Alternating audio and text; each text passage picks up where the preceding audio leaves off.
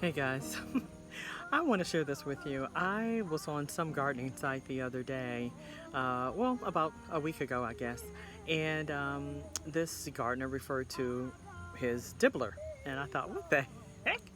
A dibbler? What?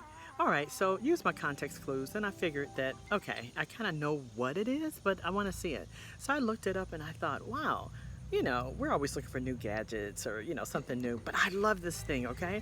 So I just started using it because I'm planting some seeds for the fall, right?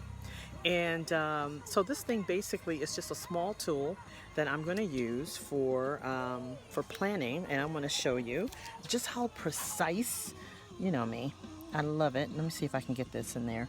Okay, so here's like a little hole right there. Little hole. Can you see that? Right there. Right here. Just a little hole. I don't know if you can see all these because I'm probably not holding it well, but anyway, I think you get the idea. So think about it. It's just a dibbler. I think they're about 10 bucks or something like that, and you can find them. Just search online.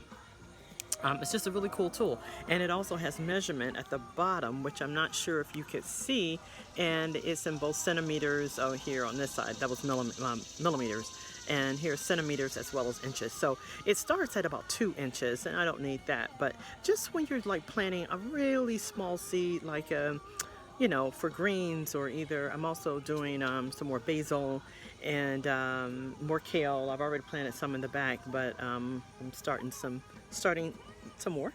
So anyway, just try it, and if nothing else, you can say, I mean, it certainly is a conversation piece, right?